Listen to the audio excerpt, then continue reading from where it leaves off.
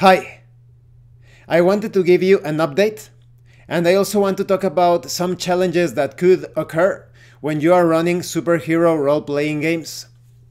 First, the update. When it comes to...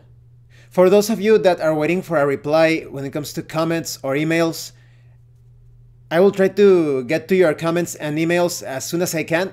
I don't think I've ever had so many comments and emails in any point in my life. Maybe it's because, well, if you put aside anything related, or rather unrelated to this channel, to the Talking About Games channel, things have gotten a bit busy, but related to this channel, perhaps because I am trying to upload 2 videos per day, the channel has been growing a bit, just a bit, and I've had new subscribers. So if you have if you wrote a comment or if you sent an email, I will try to get to it as soon as I can. It can get a bit overwhelming. I think I need to adjust to this pace or the state of the channel, but I definitely encourage you to keep on writing your comments, because not only are those comments very interesting, they also promote my channel because of the algorithm, so thank you so much. Okay, moving on. You may have noticed that I have been posting some interesting videos in my community section. You know that I really like how people can verify things, use the true scientific method, not the thing that they have been teaching to you in school, which is basically religion. Just trust the scientists, trust the statistics, but they don't want you to experiment by yourself, use your logic, your reasoning. So I am always trying to promote that. And somewhat recently, one of my best friends, Juan, he shared a few videos with me. He's also Mexican. And he knew my stance about a certain thing. Something that if I were to mention that here in a YouTube video, it would get my video taken down, or perhaps worse. So perhaps in a few days, I am going to put a link to Odyssey. I will try to find those videos in a sort of compilation and in English, because the videos that he sent to me are in English, but they have like a Spanish voiceover. So I will try to find them in English, and I am going to post them. The community post is going to be titled, "Do you still trust the mainstream education and science?" I am going to put that in as a title. And I think those videos are going to be extremely important for you to watch. Because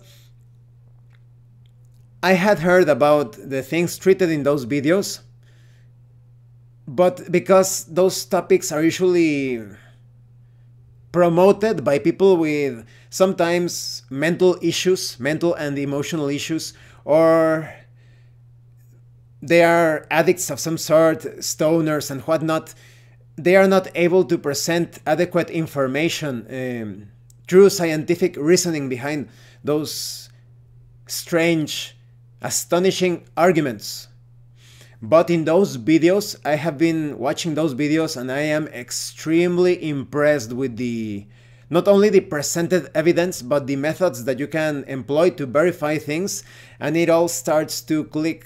This is related to the history of humanity. In fact, I will see if tonight or tomorrow I will put another community post where I share a very interesting documentary that talks about the real history of the U.S.A. If you live in the United States, I recommend that you watch it. It's a series of 8 videos, I think. I watched through them all. I saw them all. They are quite lengthy, but they are worth it. And they make so much sense when you compare them to the current situation, to what has been going on, to what has occurred to the past, and those events were actually not that accidental. So I recommend that you watch those videos, and like I said, perhaps in a few days or a week or so, I want to share the videos that my friend Juan shared with me. I need to further analyze them and watch them again. I want to make sure that they are actually, yes, like they're coherent. So when they get my seal of approval, I am going to share them in a community post. I hope you will watch it. Now, when it comes to the channel, I am going to keep on going as always, perhaps posting 2 videos a day if possible, if not at least 1 video. I am also going to be continuing with my review series, and every now and then I am going to make these like blog posts, sort of videos, sharing some tips and advice related to tabletop role-playing games. Now, moving on. When it comes to superhero role-playing games, I've seen 4 challenges, 4 difficult to take on areas so that the experience is enjoyable. These are power levels, dynamic powers, niche, or perhaps you could say one-trick pony powers, and some staples of the genre. Let's start with power levels. I think that even though there are many superhero role-playing games and other systems that have that sort of point buy or point distribution character creation methods to come up with all sorts of powers, gadgets, abilities, even though those systems strive for a certain balance, it's not always possible. Because the nature of superheroes, things can get quite over the top. It's very easy for you to go beyond expectations and limits. So it's not uncommon for one character, one superhero, to sometimes be much stronger, a lot more powerful when compared to the other superheroes. They have overwhelming powers. It's the typical situation when comparing, for example, Superman with Green Arrow. Under the right circumstances, Green Arrow can have a certain momentarily advantage. For example, if he were to use kryptonite arrows, of course, he would have a small chance to scratch Superman, to inflict a very small wound, but it's still quite difficult. But the thing about superhero role-playing games is that it's not a competition. It's not about seeing what superhero is stronger than this other superhero within the party, within the group. It's all about using those powers to help people, to fight evil, to protect decent folk. So it's not a competition. It's about using the right tool for the right job. And although there are superheroes that, because of their greater power, they are more capable when compared to other, like, let's say, street-level superheroes, there are still many situations that you can, as a game master, create or tailor so that everyone, regardless of the tier or the level of power, they can play a major role in that situation. For example, let's say that you are playing a superhero game and you have this superhero, instead of Superman, let's call him Super Guy. And instead of Green Arrow, you have Gray Arrow. So Super Guy and Gray Arrow are hanging out or whatever.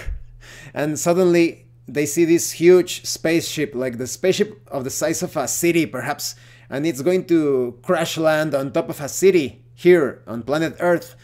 So they need to do something. Super Guy flies to try to push the spaceship to stop it from crashing on top of the city down here in Earth, while Gray Arrow is trying to warn people, to evacuate people. So Super Guy tries to push the city back, while Gray Arrow, perhaps he uses one of those special arrows like a siren or sound arrow, he shoots it at the ground and it starts to call the attention of different people, and he starts to mobilize people out of the city, perhaps requesting the aid of other people or other superheroes. And in the meantime, like I said, Super Guy is trying to stop that city, from that spaceship of the size of a city, from crushing the city below. But then perhaps pieces of that city start to fall down. So now Super Guy needs to use his blaster vision, let's call it like that, to destroy those falling pieces. All of those things could require checks some sort of strength related or power related check to stop the city, some other checks to see if the super guy has the enough eye coordination to aim precisely at the pieces of the spaceship that are falling down into Earth. But at the same time, Grey Arrow perhaps spots some thugs and criminals that are attacking people, taking advantage of the chaos. They are trying to mug and steal things from people, so now he needs to fight against those thugs. But perhaps Super Guy misses one of those pieces of the spaceship that were falling into the Earth, and now Grey Arrow needs to use one of his explosive arrows to destroy those pieces, while still having to use his martial arts and his arrows to fight the thugs. Or perhaps rescue people that have been caught under some sort of debris during the catastrophes. Perhaps some of the pieces of the spaceship impacted a building and now some people ended up trapped under some, like I said, debris or pieces of the structures. And what if there are hostile aliens coming from inside of the ship and they start to attack Super Guy? So now Super Guy needs to fight them off as well. And perhaps down below there are some other catastrophes happening. Perhaps a supervillain makes an entrance and now Grey Arrow needs to fight that supervillain. So as you can see, there's a lot going on. It could be handled as a single combat encounter, making the initiative rolls or making the attack rolls or whatever is needed, and using your powers and abilities. So you see two superheroes of different power levels, Super Guy being much more powerful when compared to Grey Arrow, but they both play a part in the catastrophe, trying to stop the calamity from happening. So that's a way of handling different power levels. Each superhero, regardless of their limitations or the way that they surpass the limits, they have a role to play in each situation.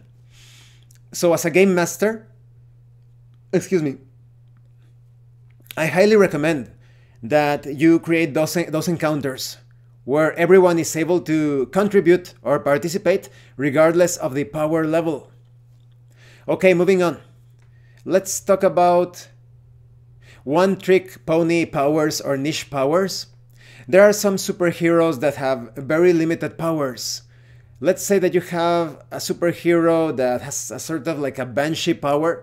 He or she is able to scream, the voice is able to break structures, even hurt bad guys and such. But that's it. That's the only power of that superhero. He screams really powerfully, really loud, and he is able to damage structures and enemies. And you can feel quite limited because of that. So there are two ways to handle this. I would say that you should employ both ways. One method would be to use your power in creative ways.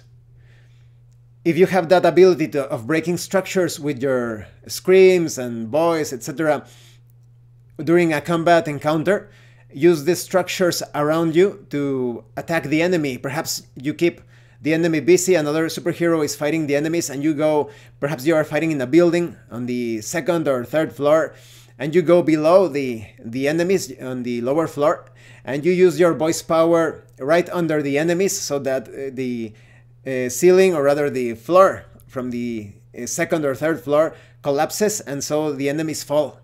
Of course, you need great coordination so that your superhero partner is not damaged by that. Well, that would be quite useful if that other superhero has flight or levitation. That way, he or she wouldn't be affected by the collapsing effect. So it's all about using your powers in creative ways, perhaps looking for gadgets that can amplify your voice. Perhaps you can also use your voice at the same level. If you're not on the lower level, you can collapse some columns or structures or push some vehicles against the enemies. So it's all about using the environment around you, but that still feels quite limited. There are only a few ways in which you can use such a limited power. There are more versatile powers like super strength. If you are kind of like Luke Cage, you can use a lot of things from the environment as a weapon. So you have more an easier time being creative with utilizing those powers. So I would recommend that for more limited superheroes, you when you are building your character, you invest many other points when it comes to skills and proficiencies in other areas. Let me give you an example. Perhaps this is one of the more famous examples when it comes to a limited superhero. You have Cyclops. He's actually one of my favorite superheroes, perhaps my favorite X-Men. Perhaps it's tied, of course, it's tied between him and Wolverine. It's like the two favorite X-Men in a lot of cases. But when it comes to Cyclops, a lot of people don't know many things about him. Concerning his vision, last time I checked, his power is based in his eyes being like portals. He is connected to some sort of energy dimension, and his eyelids have this cover. They're kind of like reflective eyelids. So when he closes his eyelids, he shuts down the connection between that dimension of power and well, this, how would you call it, this plane. So when he opens his eyes, he lets out all of that energy, and depending on the intensity, there have been some changes throughout the years in comic books, but if he strains his eyes quite a bit, he's able to produce a blast so powerful that he's able to pierce a planet. The eye power or eye beam from Cyclops, it's basically pressure power. It's a lot of pressure. It's not like a burning thing. It's like putting a lot of pressure. I don't remember how much the strength of the pressure was, but he's able, when he fought against Wolverine, and one time, he was actually stripping the flesh from Wolverine. But because Wolverine has that, not only his one of the highest regenerative factors as a mutant, he's basically immortal, to be quite blunt, and he also has that like berserker rage. So he kept on advancing, and he was more skeleton than anything because of the pressure of Cyclops' attack. So Cyclops has a very powerful attack, but that's it. He shoots these beams from his eyes, like this blast. That's it. But Cyclops is also a great hand-to-hand combatant, and he has a great understanding of physics. He must be very skilled when playing pool, because he uses those different intensities of his eye blast to bounce the blast on from the surface to create like a sort of, like I said, like a ping pong or pool effect to reach enemies from behind cover and whatnot. He even has like a little talk with Captain America, and it is understandable based on that talk that Cyclops has a greater understanding of bounce mechanics, because, you know, Captain America can use his shield to bounce it off from different surfaces, but it turns out that Cyclops actually has a better understanding of physics when it comes to those sorts of attacks. So if you were to create a Cyclops type of character, make sure you invest a lot in martial arts and perhaps some leadership qualities. Of course, Cyclops is a great leader, so you can think of other areas of expertise. If your character is not a leader, of course you can choose some other things. Maybe your character knows a lot about being an engineer or a mechanic, or perhaps you know some sort of medicine and things like that. And that way you won't feel so limited by your power. You're going to participate more in situations outside of combat. But like I said, in combat, make sure your powers, your limited powers, take advantage of the environment. Now, one really cool move of Cyclops, maybe it can serve as inspiration for your characters. He basically applies this like a headlock or chokehold, but at the same time he can shoot his blast into the back of the head of the enemy. That sounds quite devastating, don't you think? You could basically break the neck of someone quite easily like that. Now, moving on about yes, dynamic powers. In many superhero games, and I would say even like those point-buy systems, perhaps those anime systems or magic systems or point-buy systems in general, there are sometimes these talents or attributes that tell you, oh, this covers everything related to magic or some psychic power or whatever. But it's not very well defined. You spend a certain number of points to obtain ranks or levels in those powers or talents or effects, attributes. in order for you to have the capacity of wielding the powers of a certain area of expertise, domain, polarity, etc. So let's say that your character is able to control temperature, but it's very vague. Depending on the number of points you spend, you have a certain level. Maybe you spend enough points to reach second level in that talent. So now you can employ raising or lowering the temperature of something. Let's say that you raise the temperature. To limit it even more, let's say that you are able to raise the temperature of things. But you have rank 2, and you just have a few basic guidelines like, oh, you can accomplish significant things with this power. You can affect matter at a distance. And then you start the game. The team of superheroes enter this secret base, and they stumble upon this metal door. It's a huge metal door. It seems very strong, quite sturdy. You don't know the exact nature of the metal. So the superhero with the ability to raise the temperature, he says something like, I'm going to try to melt the door. But because you don't have clear guidelines, maybe that's not possible at your current level. That is, the game master was planning the adventure and he made it so that the door would require something else to be destroyed. And this is where things can get troublesome, because the game master could say something like, oh, it is not possible for you to melt the door. And that's very dull. And you can get a bit like, you can stall the role play, you can interrupt the immersion. Perhaps the player says something like, oh, well, I don't want to try that, I actually want to try this other thing. And so it turns sort of like a guessing game to see what's the correct application of your power or something else. And this also can turn a bit annoying if you don't know if you're going to be spending those, if the system requires some sort of power slots or energy reserve, you're going to be spending those slots or energy points to use those powers. So now you wasted those points trying to melt the door, the metal door. So I suggest the following. First, when something is not particularly useful, try to describe it. Really get into the role play by not just saying like, oh, it doesn't work. You can say something like, the door starts to heat up, but as much as you try, it simply won't melt. However, you can see the painting on the door frame and the paint on the wall itself, the numbers and perhaps the signs written on the door. The paint does melt a bit, but that's it. So it adds to the story. But you could be thinking, what about when you spend those points? Now you wasted those points in a useless thing. You can push the adventure forward by adding some secondary or derivative effect. Perhaps you say, the door simply didn't melt, but the hinges or the supports, they seem to be affected. Surely something else can break them apart.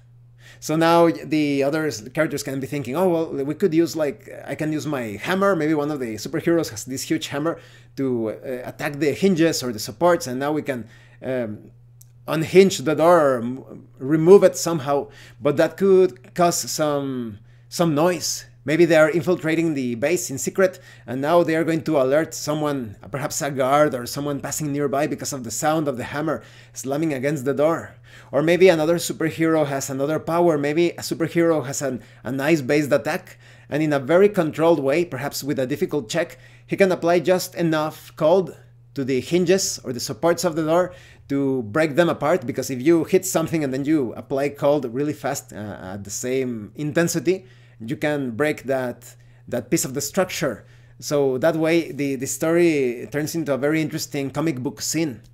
So I would recommend that when someone applies a power that simply doesn't work, be descriptive when it comes to painting the failure of the situation or describing things in general. But you can also, like I said, add secondary effects or some consequences based on that failure that can be exploited by the team of superheroes. Now let's move on to staples in a comic book type of session.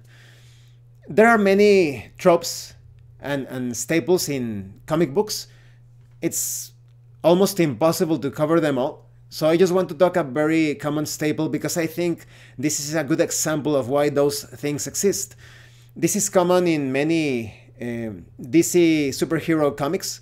when comic books were still pretty decent, I would say, you had this thing of some superheroes were not allowed to kill. It went against their code of honor. One example, Batman. Batman, I consider him to be...